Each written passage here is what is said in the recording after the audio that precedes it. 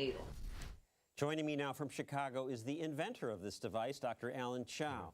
His product made it through the first 2 phases of FDA testing. Those cost $50 million, took 7 years. The tests were a success. The device was proven safe and effective.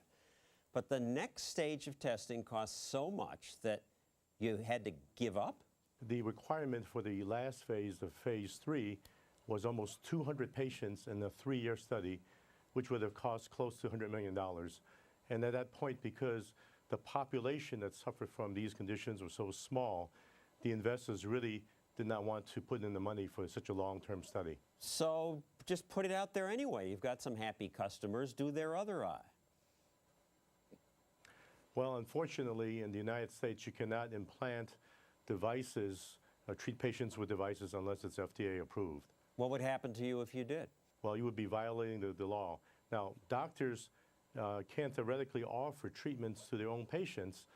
However, no hospital would allow you to do such a surgery because of the liability that's involved. We're now joined by someone who would love your help. His name is Steve Lonergan. He's the former mayor of Gov't, New Jersey. He's legally blind. You want to try the implant? They won't.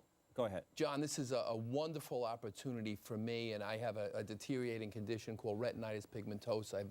My eyesight's been deteriorating for years, and over the next several years, the rest of it will deteriorate. And as Dr. Chow will tell you, once those retina cells are dead, they're dead for good. So my opportunity now to take advantage of Dr. Chow's wonderful innovation and really a very high probability of success based on the current trials is being thwarted by the FDA. Under the pretense, well, that they have to protect my safety.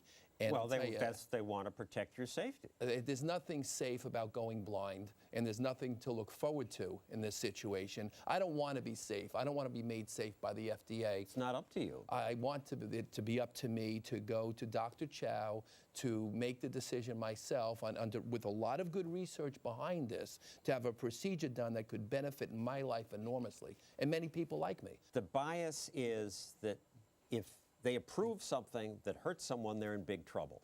If they're just careful, they're doing their job. Well, what hurts here is that I have to sit back over the next few years, and let this condition continue when I have an opportunity in front of me right now, very well proven and documented to be successful, and their simple bureaucracy, some bureaucrat in Trenton, some nameless, faceless bureaucrat who I'll never know, is making a decision that Steve Lonergan's going to go blind.